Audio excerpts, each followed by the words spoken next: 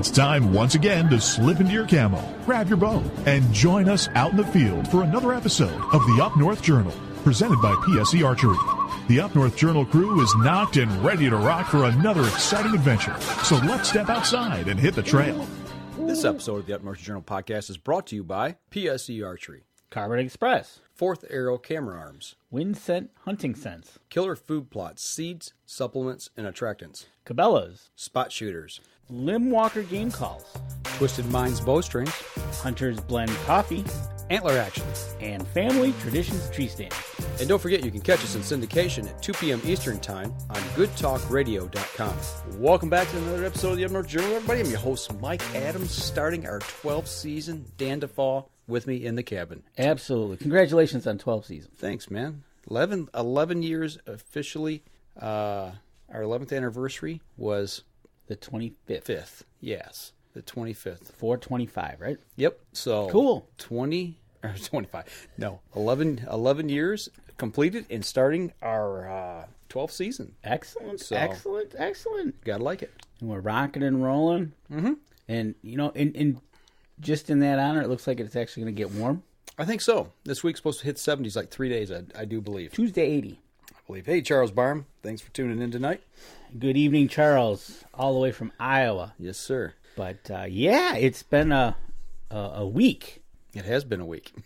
It has. Thank goodness it's been a week. And my week of turkey season Right on. has come to a close, and No gobble gobble? well, it's that public land hunting. Yeah? Yeah, you just don't know what to expect when It's like a box of chocolates? it is. It absolutely is like a box of chocolates. Okay. You expect some things, but things change at a moment's notice. Well, what did you expect that you thought may or may not happen? To tell you the truth, I was actually not surprised. Not surprised. I'm kind of worried about the number of birds in the area. Okay. I'm kind of thinking they're down. They're not what they used to be. Okay. So my thought is that they might have been either pushed out or they've gone to private land. Predator? Could be too. I'm thinking it's a combination of everything. There's some predation, and then you've got just the sheer pressure that they get probably pushed them onto to private land. And Okay. you know, All right. when you've got ample cornfields, big fields on various sides of the area, and Right. you're asking them to stay here and eat this stuff, Right. Yeah. right? Well, It's like what do you think? Maybe nesting grounds? I mean, because there's a lot of natural high grass over in that area.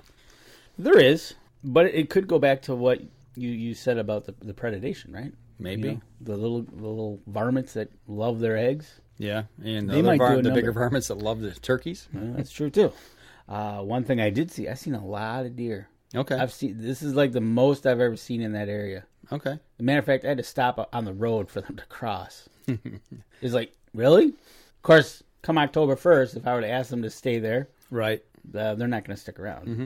But no, it was probably one of the best weeks I had, Okay. weather-wise. Hey, Tom Ginsel. Hello to you too. And Thanks for watching. It was probably one of my best weeks that I had weather-wise. I mean, a couple beautiful mornings, beautiful evenings, not too cold. The coldest morning, I think, was probably Saturday morning. It was cold and drizzly. You were up north. Raining up there too. Yep. Not a lot of gobbling on the roost that I heard. So that tells me the bird numbers are probably down. Okay. Could you hear them off in the distance on private land? Yeah, I did. Okay, Right. so I heard one off on the distance, and all of a sudden I heard boom, boom. okay, So I was like, poor guy. okay, But I did see a couple in the field across the street as I was leaving one morning. okay. Were you running any calls trying to get them to persuade them to come over? I was running my Limb Walker game calls, and I tell you what, Monday the opener was I kind of did it your style. Okay. I didn't put up a blind or nothing. I just kind of went where I knew I was going to go. Had a hen come in, talked to her a little bit. When she came into the field, I could hear her in the distance coming. I was like, okay. And then I heard a gobbling behind her. Okay. So I'm like, oh, all right.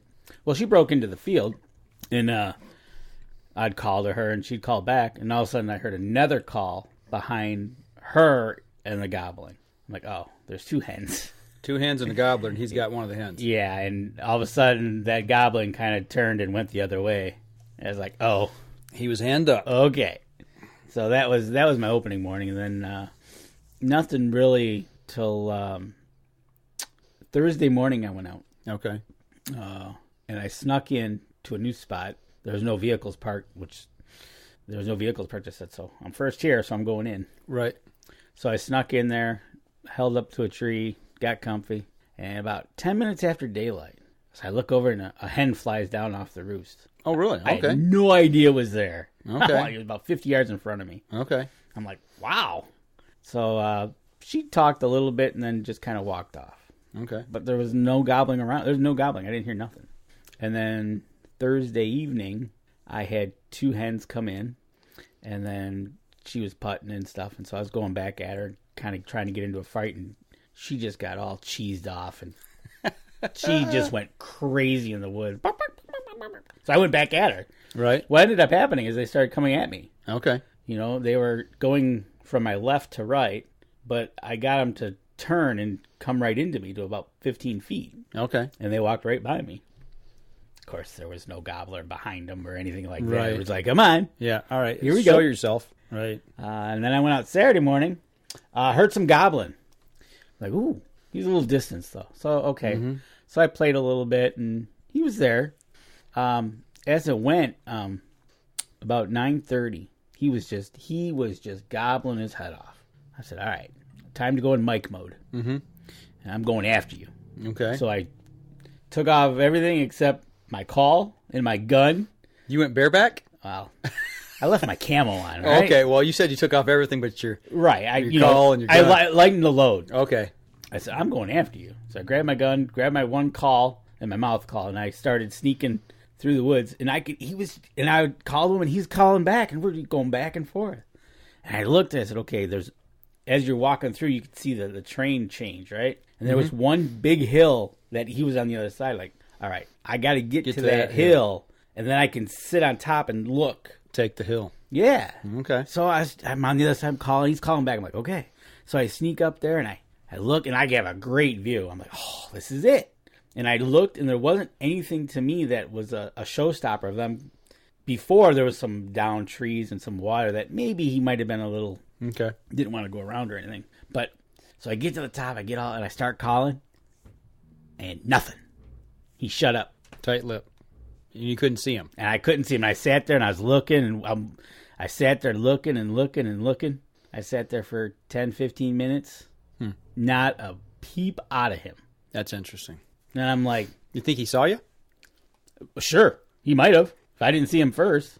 But I didn't see nothing scooting out of the way or scooting. You didn't see nothing running off. Nothing running off. Yeah. But it's just like, ugh. So that ended my hunt. Well, it sounds like you got some activity anyway. I had some activity. I wish I would have had more. But, yeah, it was just being on public land. It was I had Wednesday night, Tuesday night. When did I move? Probably Tuesday night. I switched spots, and I was like, okay, I'm not going to go over. And, that parking lot was open, so I went to a field that I really like it. So I sat there, and about 6 o'clock at night, all of a sudden, here he comes, gobbling away. I'm like, all right.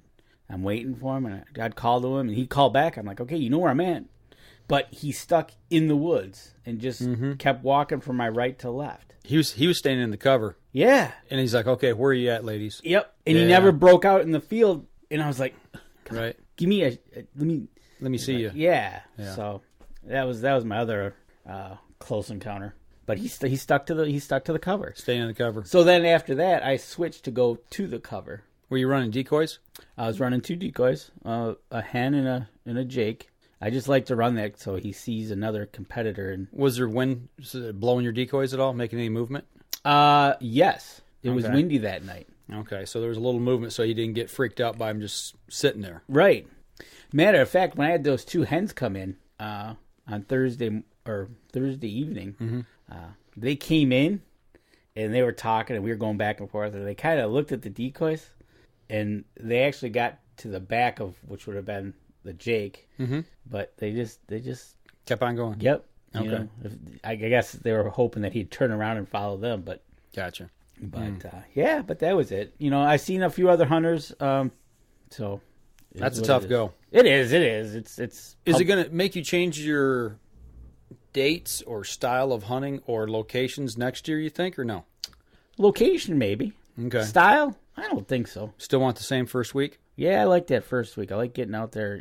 Tell you the truth, that's why I'm saying I don't know how many birds there are. Okay. Because they were making noise. It's not like they were tight-lipped all week. Well, I pulled trail cam photos, as a lot of you who are listening to the podcast or to watching live stream know.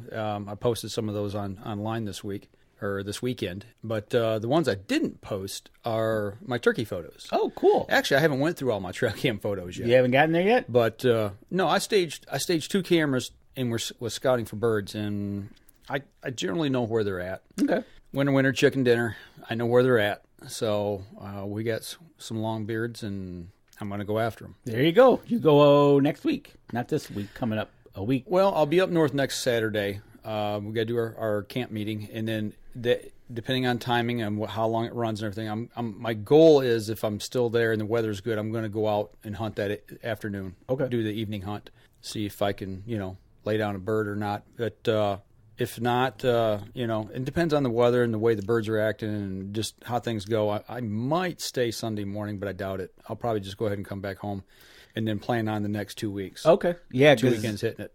According to the weatherman, it's going to break, and then now we're going to be talking warm weather. So Right. But, I don't think I'll change. I might change locations. Right. Try to go find where there's See, but the problem is, I know where there's a plethora of birds. It's private land.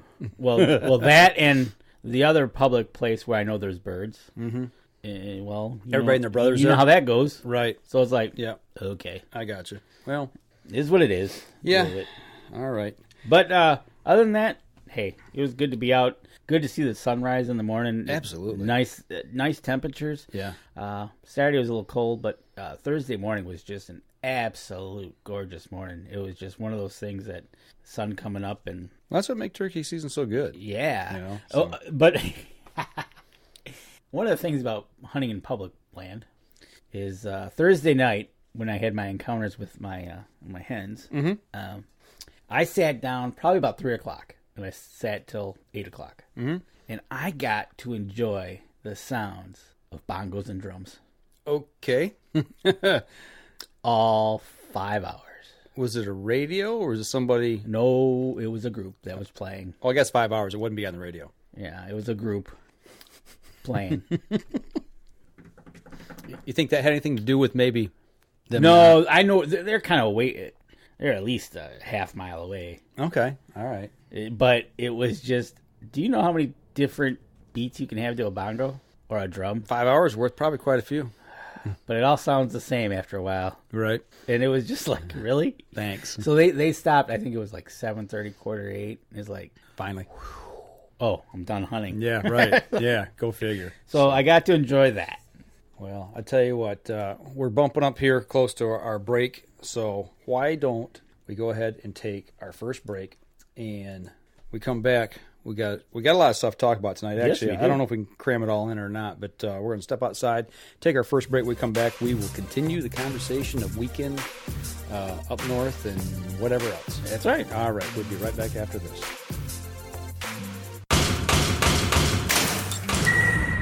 PSE Archery has reinvented the way you buy bows. From now on, you can make the most educated decision possible by basing your bow choice specifically on your shooting needs and goals. All you need to do is ask yourself, what kind of shooter am I? What do I want to achieve? PSE will help find the right category for you. So, what kind of shooter are you? Find out at psearchery.com. Killer Food Plots have been helping property owners for over 20 years create premier whitetail habitat. Whether replenishing your soil with their all-natural Organics Fusion pellets or planting a premier KFP food plot seed blend to help your deer rebuild their bodies through spring and summer while supplying the much-needed high energy during and after the rut, you can trust that Killer Food Plots family and their products will help your deer achieve their full potential.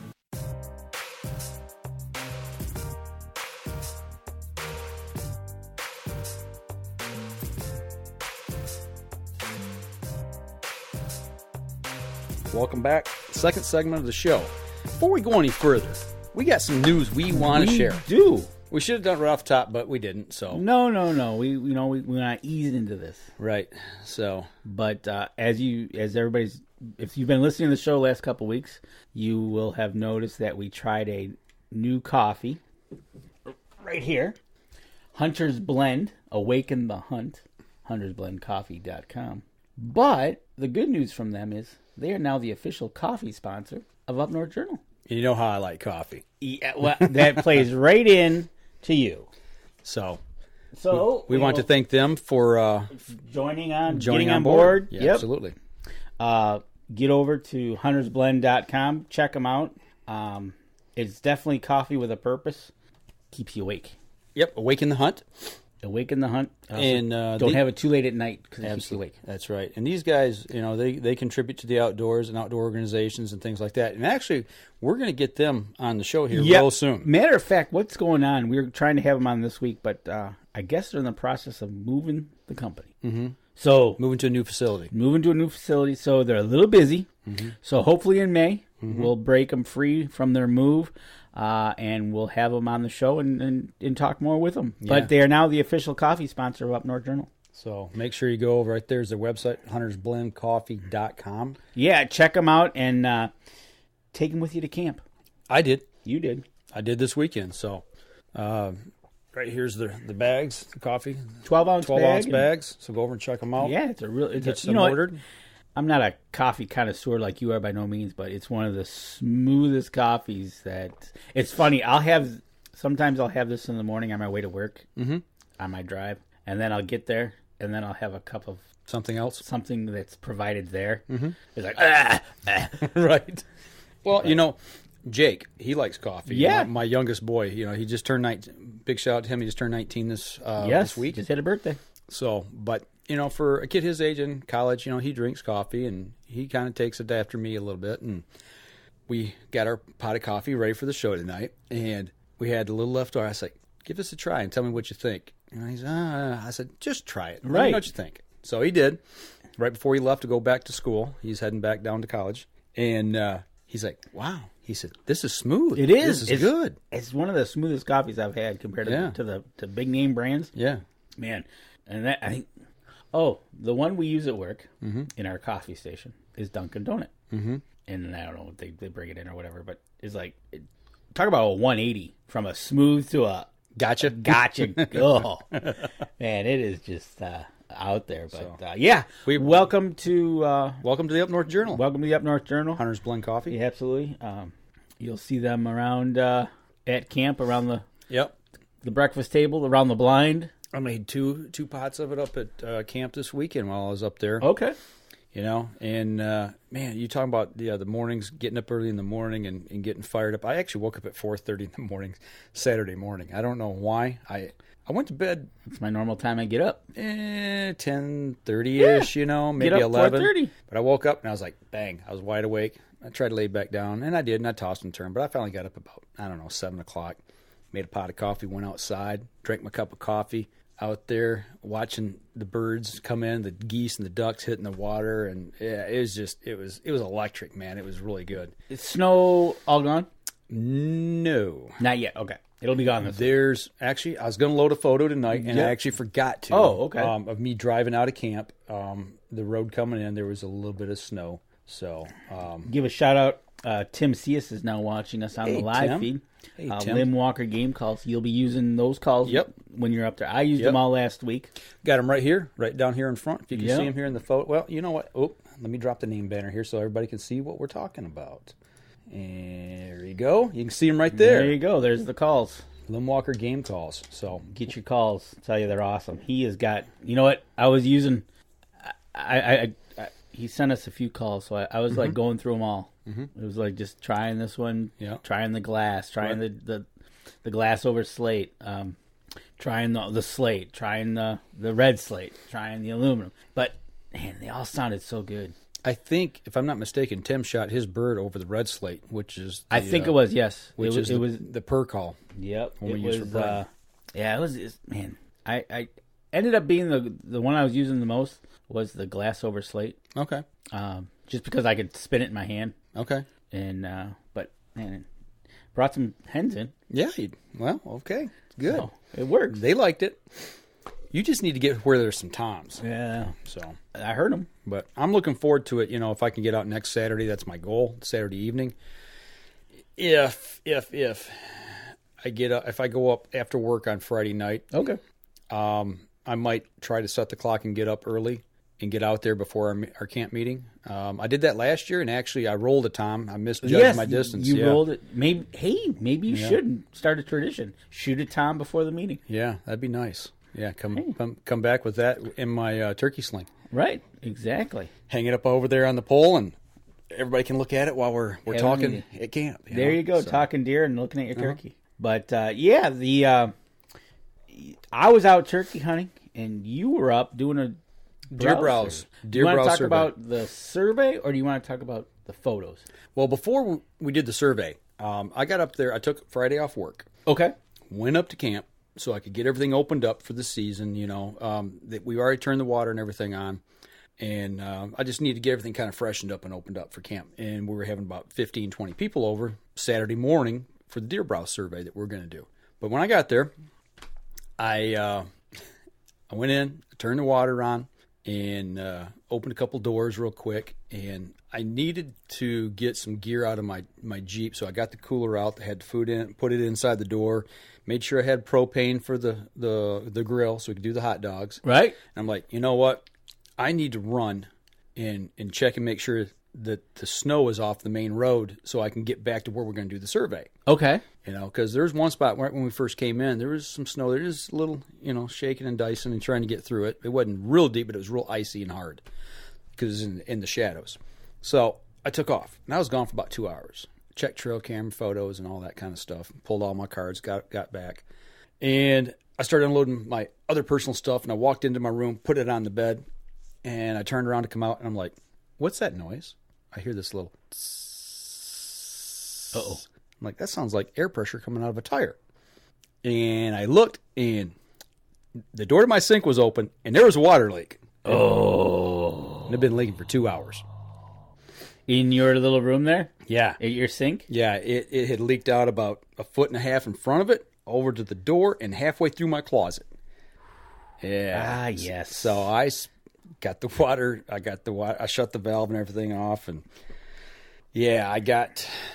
spend the next 3 hours or so mopping, trying to pad up the carpeting best I could, turn the heater wide open, and actually there's a crew up there today pulling carpet, moving all the stuff out of my room and getting it ready for me when I come back up. Is there now you're piping copper? Mm-hmm. Yes. Oh. Yep. But it wasn't the pipe that cracked. Busted. It was at the bottom of the valve. You got a little usually a 90-degree little service block that comes out and goes up to your sink. Yep. And it's got a valve on it. Yep. Well, these are specifically made. You got the valve, but the valve doesn't turn the water flow off to the sink. It turns it off. There's a cap on the bottom, and it's a drain plug. Okay. So what had happened is that valve was open, and the drain plug, it actually, it's like a freeze plug. It had cracked, I guess. So I just reached there and turned them off, and all right. It quit leaking. But yeah, so yeah. Anyway, long story short. Oh, have I been there? Yeah, it wasn't good. But the good news is I started going through trail cam photos, and for any of y'all who have been online this weekend have seen some of them that I've posted. But for those of you who haven't, I'm sorry for you guys on the podcast. You can go to Facebook. You can check them out. Mike's got a post over there. But actually, come to the live stream here. When you posted on Wednesday. On Wednesday, you can see it on the live stream if you haven't checked it. And it should be posted on our page as well. Yeah, I posted on the page. Well, it's posted on our page after we get done recording. After we get done tonight, but if you want to go to YouTube on Wednesday. Or I'll repost it again on Facebook Wednesday. But, that's if you guys remember, about a month ago, we put 2 trail cameras up over a deer carcass. Deer had just expired within a day, maybe 2. Yep. We did a little necropsy on it right there in the field, figured out what was going on, if you guys have seen that video. Basically, it was malnutrition, starved to death. Right, exactly. And so you decided, hey, let's put a couple of trail cameras over it. Well, we scared an eagle off of it when we drove up to it. So I knew birds were going to be back on it. And I'm like, well, we'll probably get the eagle. you know, but we'll get other birds. We'll get, you know, the coyote, the bobcat, probably, you know. Anything that's going to want to have a little dinner. Yeah, so I threw up one with video and one with stills. Now, this one you can see is obviously the still. But right behind the eagle there is actually, there's another tree there, and I've got the video camera on that one. So one way you're pointing a still mode camera, Yeah. and then the other way is a video mode camera. But the video camera is pointing more towards the ground. Okay. Actually, in this photo here where you see the eagle flying through, you can't see it on the other camera because it's angled down a little more towards the ground to catch whatever's coming in to eat on. Okay. You know, on the carcass. So. But yeah, that is a gorgeous. I'm sorry. The bald eagle is a beautiful bird. Yeah. Let me take that away. A mature bald eagle is a beautiful bird. Right. But, you know, I'm just going to flip through a couple of these here. Here's another one that I haven't shared online yet. That is just cool.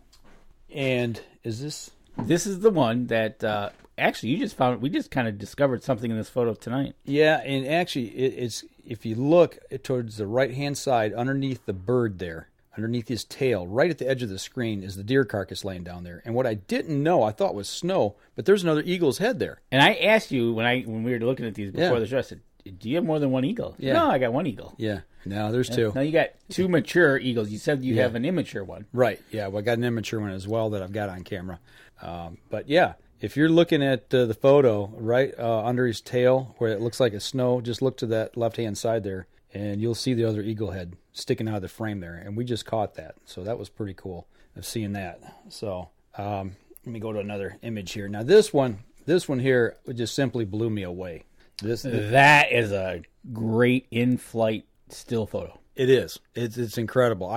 There's two photos. This one and I think not the next one, but the one after I'm going to show you here. It's just simply incredible. In this same sequence here, this is another image of him flying. Obviously, same thing, a little bit blurry. But what I like about this photo is you can really see the talons. Yeah. You know, hanging out the back there. I thought that was pretty cool. So, you know, and this one here. This one right here, to me, that's called the money shot. That's right. That screams America. That does, and I tell you what, it's to put it in perspective how big that bird is in reality. Right. That little crow on the bottom there, he's in trouble. Yeah, the crow on the bottom there is like, I'm getting out of here. You right. know? And I zoomed in on these obviously here on the last couple, but you know, just to kind of show you, you know, a little closer up of what they really cool. look like. I mean. The lighting's perfect. You know, the sun was just coming up. I believe this photo was taken around 9 or 10 in the morning. You know, it was just up over the tree line. Good sunny day. And the sun's coming down on him. And yeah, that right there is the best trail cam photo I've ever got in my life. Yeah, it's a good one. You know, that one and the other one, that first one with him flying across. I mean, that's just... I mean, it's wild. It's just, you know, to put a camera out in the wild, you know, just randomly. I mean, we knew birds were around, but I mean, I got lucky, obviously, where we put the cameras up and we actually got them. You know, it was just incredible. Right. You know, you sit there, you know, and trail cameras, you know, you put them out there, you point them and say, okay. And then you get what you get. It's like Christmas morning, though. Exactly what you said. It was like going through Christmas morning of photos. Mm-hmm. Oh, wow. Yeah. You know, it's just like... You just never know. And I've got some cool stuff before, but nothing like this. And you know, it's like you see these photos, but you didn't even know that your carcass got dragged off on you. No, and that was the thing is the carcass it got drug off to the side, and that's really the reason we didn't get any video of the eagles on the carcass was because as I was going through them, I finally found out that a bobcat had actually drug them off. You know, you set up the photos, the cameras pointing at a carcass, and come find out somebody changed your location of your carcass. Right. Well, I tell you what, we're running up here on time for our next break. Let me get back off this here for just a second, and let's step outside, take our next break. We come back. I want to continue this conversation on this because I got some other things that was kind of eye-opening as well. So all right, cool. We'll blaze through that, and then we'll talk about the deer browse study. There you go. All right, we'll be right back after this, folks.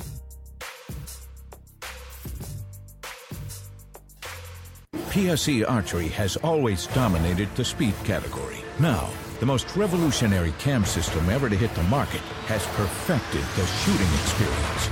Introducing PSE's Evolve Cam System, featuring extremely high let-off capabilities and the smoothest draw cycle in history. No other cam system has ever delivered this level of total comfort and total control. Experience PSE. Experience performance. Killer Food Plots have been helping property owners for over 20 years create premier whitetail habitat. Whether replenishing your soil with their all-natural Organics Fusion pellets or planting a premier KFP food plot seed blend to help your deer rebuild their bodies through spring and summer while supplying the much-needed high energy during and after the rut, you can trust that Killer Food Plots family and their products will help your deer achieve their full potential.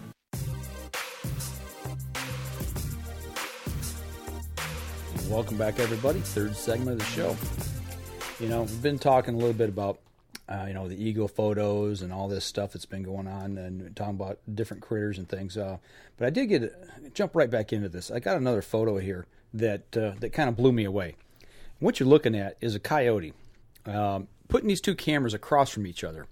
Really didn't know what to expect and how they would, how it would really, if one would help the other. And here's a case of it that it did. Yeah. The camera on the tree, the light you're seeing is the one that was taking video.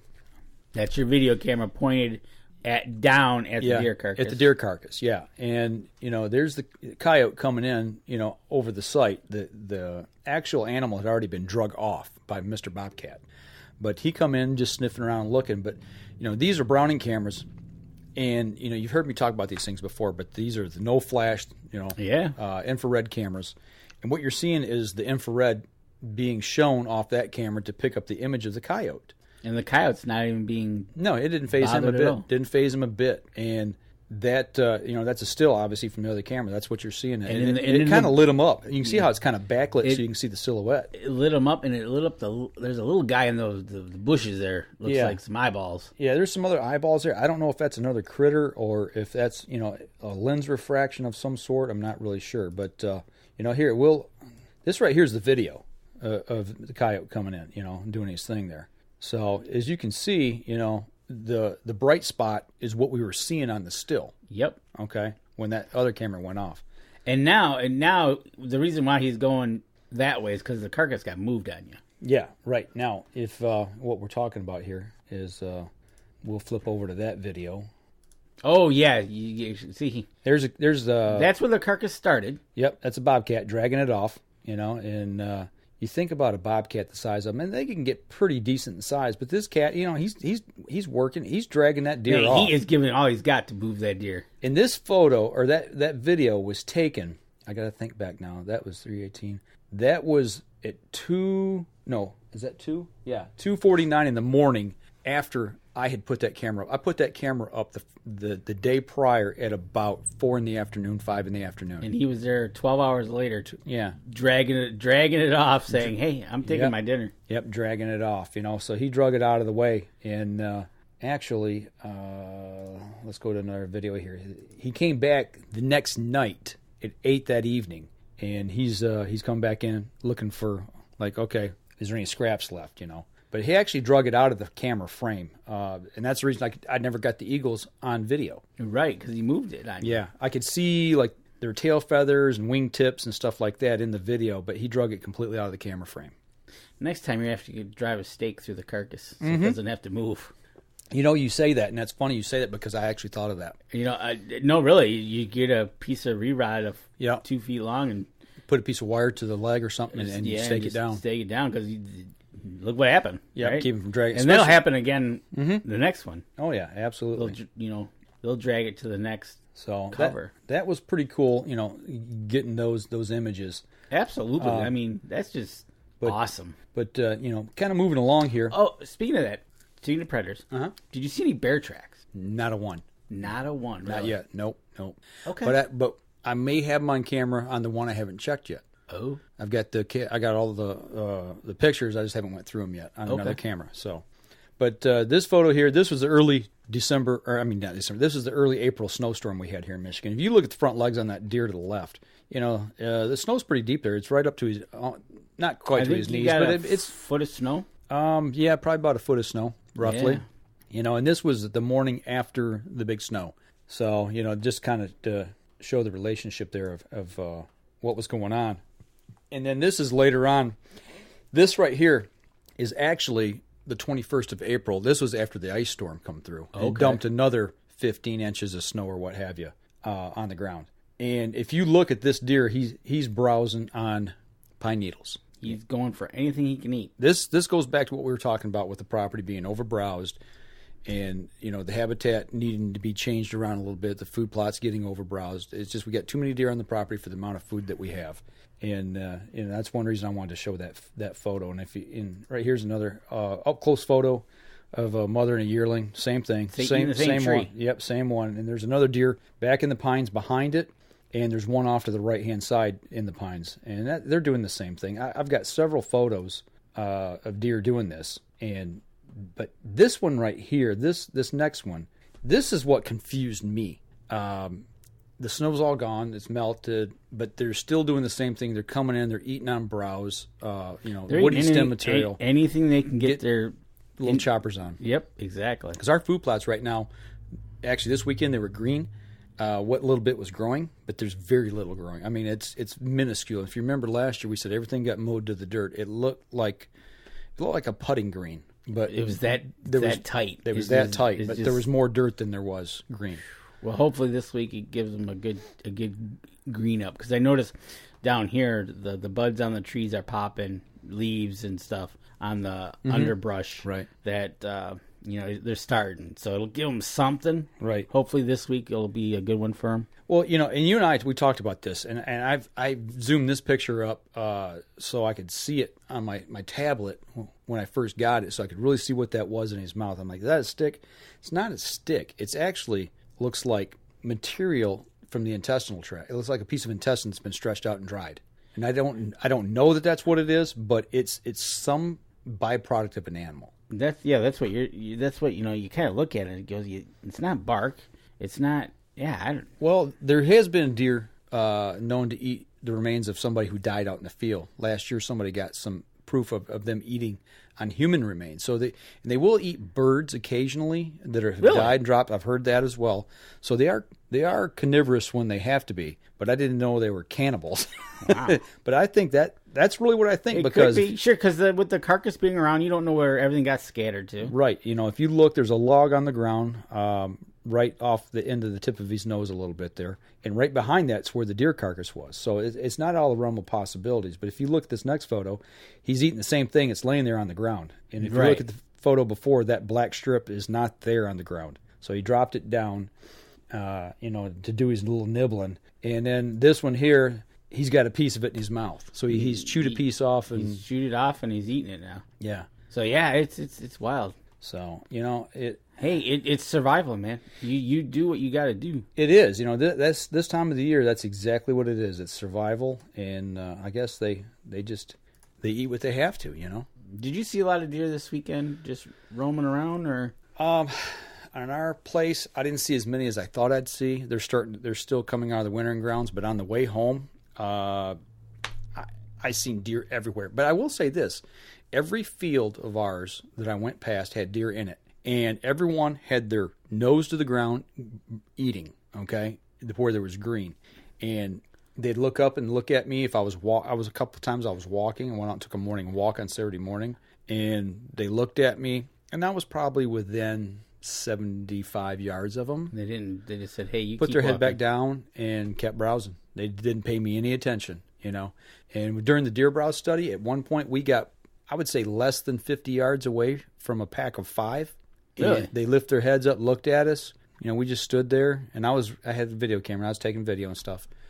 And once we just kind of stopped and stood there, they went back to browsing. Once we started stepping towards them, they would move off at about the same pace we were trying to approach. Oh, okay. They kept the distance. They just kept that buffer between. But they didn't run away. They kept feeding. Yep, because it's food. And then on the way home, every field I saw on the way home was full of deer yesterday afternoon.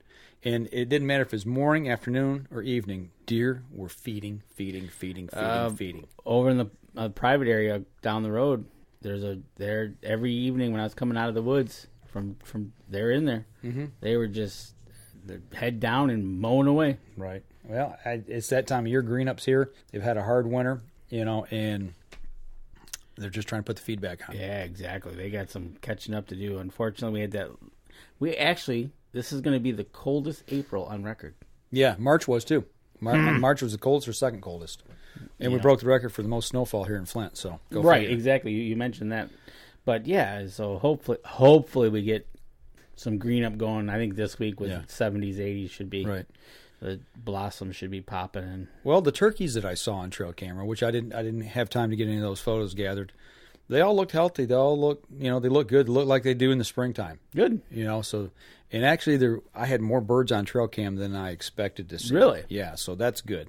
I saw one really nice flock cruising through my field, which got me excited. Yeah, absolutely. So, yeah, I'm looking forward to that. Should hear some gobbling next weekend. Right. You know what? I tell you what. Let's see what little bit of time we got. Let's take a quick break. Take our last break. Come back. Let's talk about the deer browse survey that we did, because I think that's really important. We need to get that information out. All right. We're going to step outside, take our last break. We'll be right back after this.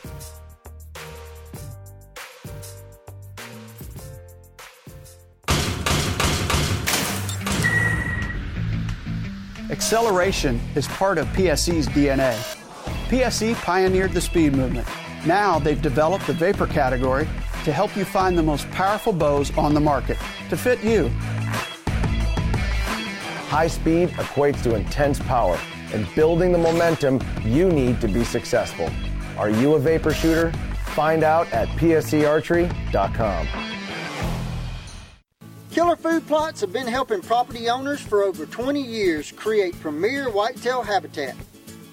Whether replenishing your soil with their all-natural organic fusion pellets or planting a premier KFP food plot seed blend to help your deer rebuild their bodies through spring and summer while supplying the much-needed high energy during and after the rut, you can trust that Killer Food Plots family and their products will help your deer achieve their full potential. Welcome back. Last segment of the show tonight. Talking about deer, turkey, trail cams, our coffee company that's supporting us. Absolutely. All kinds of good stuff. Fresh coffee. Yeah. Talking hunting. Yeah. I don't see there's a problem there. No, I got to get a drink of coffee, though. Yeah. No. Not a problem at all. They proud to join us. Proud to have them. But you were up north actually for a purpose. Yes. I've been trying to get this done. I did a deer browse survey last year up at the Anchor Creek Deer Cooperative. Perry Woods, who is head of that, invited me up, and I learned a lot. I'm like, I need to do this down at in our area and use this as a tool to not only figure out what's going on our property, but to get other landowners in the area around to join us and have a meeting, bring maybe some new people, expand the co-op, educate some people, and just have some fun. Okay, that sounds like a plan. And you had some good weather for it. Yes. We were worried, though. We had that big snow and that ice storm. So, I was like, is this going to work or not? But we got enough snow off. Actually, in the woods, it's just in the shade. You'd see little piles here and there. I think I might have stepped in snow during the browse survey twice. Okay. As I was running a transect. So, basically, what we did is, you want to run 2 transects. It was basically a straight line on your property for a half mile. Okay. And then once you run that first one, then you turn 90 degrees and you go, perpendicular 90 degrees, approximately 300 steps or 1,000 yards. Okay, roughly. Or not 1,000 feet, 1,000 feet. Okay. And then you turn around and you go right back the same direction that you came from. You know what I'm saying? I mean, if you're running north, when you get to your half mile mark, then you'll go either east or west, 1,000 feet, and then you'll turn around and you'll head back south for a half mile. Okay. So the piece of property we did on ours, we actually had enough people. We ran one on the north end and we ran one on the south end. The south end, where I was at, was actually only a quarter mile wide, so we ran 4 transects. Oh, okay. Which, we pretty much covered that south end, which was nice. And I knew pretty much what the results were going to be. We don't have regeneration. Where we do have any regeneration, the deer are over-browsing it. We got a big congregation of deer on the property, and we did a pellet count as well. And obviously, you see the deer poop where the food is. Yep. And that was eye-opening for one of the people who was with me, Tom Wright, who I do On the Trail with. Oh, yeah. Yep. He came up to camp, and he wanted to learn about what we were doing, and we actually shot 3 stories up there for on the trail that we're going to be putting on at the TV station. Oh, okay, cool. We're going to share them here on the website. And we do that every week. Yep. And as soon as we get those done, those will be coming out. Probably won't be this week. Won't be the first one. We're going to be doing a turkey hunt actually this coming week. But after that, we're going to release these 3 videos. 2 of them are on deer browse survey, and then the other one's on deer co-ops and how they all work together. So, but he said something that was very insightful. As we got towards the end of this, he said, I've never counted deer poop in the woods. I've never really you see it and you're like, oh, there's some deer poop, whatever. But he said, I've never looked at the ground for browse to see what they eat, where they're eating, what they're eating, and what time of year, and then the correlation of that with food plots and with deer poop. He said it's simply eye-opening with what I've learned up here. He said he said I will never be able to walk through the woods again without looking at deer poop and browse together and making that correlation as to what's going on. So that was the purpose. That's what I want to do was to help teach some people that to use that tool. Absolutely. And we had 2 other landowners come in with us. Okay. And they did browse surveys on their properties. One of them was not part of the co-op, but is going to join the co-op, hopefully. And the other one, the last one was All Band Communications, who we're doing, the Wildlife Research Center with. Right. They've got some land up there, and we went over to their property as well. But so we had a representative from All Band there. Tom Wright from Williams Gun Sight was there. Anna Mitterling from MUCC is the one who educated everybody on it and conducted the survey, and I'm waiting to get the results back from her on what everything means. Yeah, what does it all mean? On each property. And Perry Wood was there. Perry Wood came over, okay. Yeah, he came from Anchor Creek to help out. So, I went to his, he came to ours. So that was a huge help. And took a group out who didn't know how to do one, and so it kind of gave them some confidence in what they were doing. And Emily Soul, the new wildlife health coordinator for the DNR, she came and helped out. And Wayne and Luke Sitton from Turtle Lake came over and helped out as well. Oh, that's awesome. So we had some great people with great deer knowledge helping to make this happen. Yeah, so, no kidding. Yeah, it was awesome. It was really awesome. And it was nice to have like a Perry Wood there who had done one of these before, so he could take a group with himself. He knew what they're. Yep. Here's what you look for. Yep. Mm-hmm. That's awesome. Awesome. So, but yeah, as we were walking, we got close to some deer, and they just simply like, yeah, I see you over there, but we're going to keep eating. Yeah, we're a little hungry. So now you're waiting back from Anna with the results. Right. Now you're going to get, I'm assuming, a sheet of paper or something, and kind of details what you found, what this means, and what you need to do. Some recommendations. That's what we already know we need to change our habitat. We do know that. We need to improve our food plots. We need to reduce the amount of deer on the property. The easiest way to reduce population is definitely taking does. The doe harvest. Absolutely. That you got to bring that doe harvest. We've talked about the one of the things you can do is doe harvest, right? Yep. As a hunter. And speaking of does, speaking of deer, did you find any more dead deer? Found one, and actually I was surprised that we didn't find more because we were really worried with these last 2 storms that hit in April. You only found one. But we were only on 2 sections of property. I really didn't walk heavily through my area. Something that we're going to have to keep an eye on. I mean, my eye was to the sky. I was looking for ravens and crows. That's a telltale sign. Oh yeah. Had I seen some, I'd have went and put another camera up, obviously. But no, only found where one had died and been scattered. So that was it. That might be a good thing. Yeah, I hope. But I tell you what, a lot of truck cam photos I saw, some of the deer look good. The ones that look good were mature does. Go figure. Who gets the best food? The mature does. Yep. They're going to kick all the other ones off. They pack it on the most and they kick everybody out. The ones that looked the worst were the young. The young ones and the bucks. Yeah, the young. Well, I didn't see anything that was like, a big-bodied buck that had dropped antlers. I didn't see anything like that. But where I had my camera at, I wasn't expecting to see that. But I did see some yearlings, and some smaller bucks and does. And the smaller bucks and does, they definitely look like they've been taxed to the hilt, as far as being pushed and stressed. It's late, and I'll have to email my Brock up north and see how it's going. I'm hoping the warm weather got up there to knock it down. And like you said, if it's just in the shady areas, that's a good thing. Right. But it'll be interesting to see what she comes up with recommendations. Like you said, you already know what some of the things you got to do. Mm-hmm. There might be a couple more tidbits. Right. You definitely need to shoot a few more does. Yeah, and actually we got a couple game plans of things we want to try. We're going to present and hopefully get some people together to do that. We just got to work through some logistical things. And you know what? To tell you the truth, you've got the proof right in your hand with the report. Yeah, guys, we got to do something. This isn't Mike off the top of my brain, right? Talking and saying, "Let's do this." No, right.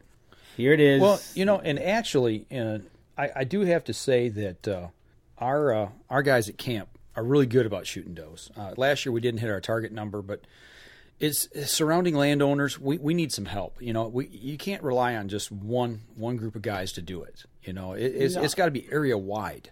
That's the thing. This is a team thing. It's team effort. It's a hunter. It's team hunters. Yeah. It's your group. It's the camp next to you. It's the camp above you. It's the you can do your part, but if everybody does their part, then everybody wins. Yeah. If you have one that's doing it but not the next people, kind of defeats the purpose, right? Right, absolutely. But you definitely got to. They got to do something. Step to the plate. Yep. Just step to the plate, help out, because, and that was one reason I wanted to do the deer browse survey. It's like I already knew pretty much what was going to happen. I knew the answers, and I've done one, and I've seen it all over our place. But I wanted to, use this as a tool to gather people together. And that's what was great with Perry, with the group he was with. He was talking to them about that as they were doing the deer browse survey, talking about, you need to shoot more does. This is, look at this right here. This is a sign of it. Yep. This is what are some of the things that they cause, and using all this as an educational experience. And we had two younger people with us as well.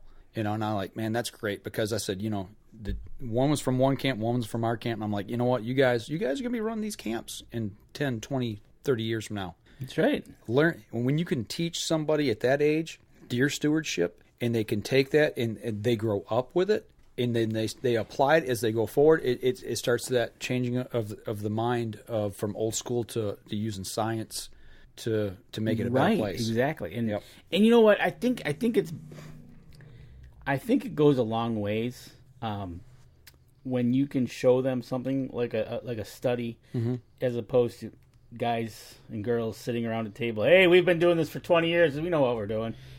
That was set up there. When we were all together at the table, and we had lunch. And that was another thing, everybody kind of brought a dish to pass, and we all sat down and ate together and started sharing camp experiences and, camp dynamics and things that were going on. And one of the guys from one of the other camps, he said, this is what we were always told. This is the way we grew up, because they never saw deer up there. If you had a hunt and you seen a deer track while you're up there, or seen a deer, that was a good hunt. Yeah. Because there used to not be a lot of deer there.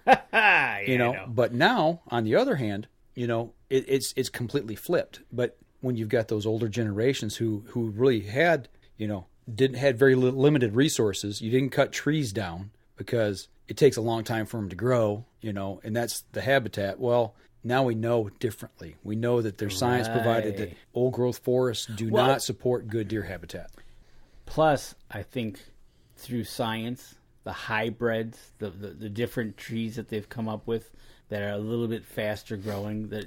Oaks take a long time, but if you can have acorns within 5 years of planting something, that's a lot better than the old, hey, there's a little one growing up. It's going to take 30 years before it gets up. Right. So you've got the hybrid oaks, you've got the different science configurations that they're using for the trees and different things. So, it's helping now, but I think the educational part of being able to show somebody the educational side of it, here's why. This isn't us talking. So they can take that knowledge and keep going. Like you said, they're going to be running the place in 10 to 20 years. Right. But now they're going to learn why and what to do when they get, okay, I remember doing that 10, 15 years ago. Right. So and they can talk to a biologist, say, hey, we did this 15 years ago. What do we need to do now? Yep, and this is what we're dealing with. Right. Yep. So that's, again, education. Absolutely so. While we're talking, just got a message from Jeff McAvoy. Actually, we talked with him we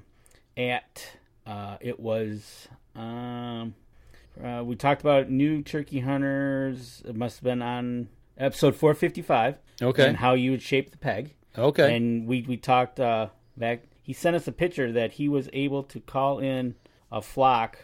Oh, wow. That is cool. A flock.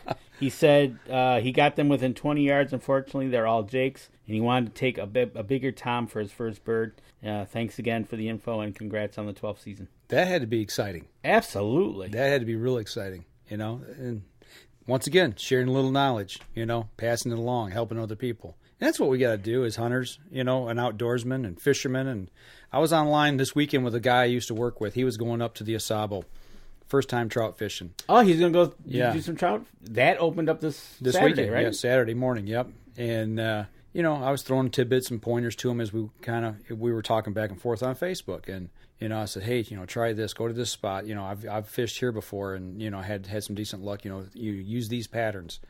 And it's like, you're not giving away rocket science. You're not giving away the farm. You're not giving away that secret spot. Pass some knowledge along, help people out, because if you get them involved. You mean you're not going to let them go catch your fish? Yeah, the ones that got my name written on right, them. Exactly. Right. I know. I know. You sometimes talking with some people, you literally have to pull their molars out just to get any information because they think they're going to give you the golden secret to shooting their deer. Right. But yeah, we just got that as we were doing the show, so that was kind of cool. Well, congratulations. I'm glad it worked out. You definitely called one in and called 20 in. There you go. Cool. I would have been happy with that. Right. You better be glad Danny wasn't sitting next to you because he'd have shot one of those chicks. It would have been. I'd have been. He'd have had turkey dinner. Yeah, it would have been lights out. That's good. So good job. Keep it up.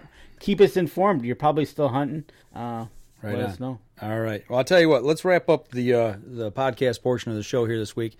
I know there was a lot of information that we give this week that was actually visual. You guys are going to have to go over go to our Facebook Live, and Yeah. it'll be posted after the show, obviously. And then again on Wednesday, I'll re-release it, and you can sit down and listen to it and watch it on YouTube. Yeah, it's there's a lot of good information there. Just from the pictures alone, and what I saw. While I was just looking through the photos, it verified a lot of the things I thought was going on. So absolutely. Not that they're good things. It's just I'm worried about it, but it's just more proof. Yep. And don't forget, check out our newest sponsor of Up North Journal, Hunter's Blend. Absolutely. Go over to there's Hemisphere's Coffee HemisphereCoffeeRoasters.com and HuntersBlendCoffee.com. There you go. So check them out. And thanks to them for joining us here at the Up North Journal. So always love a good cup of coffee. Yes, you do. All right, that'll do it for us this week, folks. Y'all be safe out there. And don't forget, you can catch us in syndication at 2 p.m. Eastern Time on goodtalkradio.com. This episode was brought to you by PSE Archery, Carbon Express, Fourth Arrow Camera Arms, Windscent Hunting Scents, Killer Food Plots, Seeds, Supplements, and Attractants, Cabela's, Spot Shooters, Limb Walker Game Calls, Twisted Minds Bowstrings, Hunter's Blend Coffee, Antler Action, and Family Traditions Tree Stands. Thanks for listening, and join us again here next week. Until then, remember, as we always like to say, if you're out on the water or in the woods, shoot straight and be safe until next week on the Up North Journal.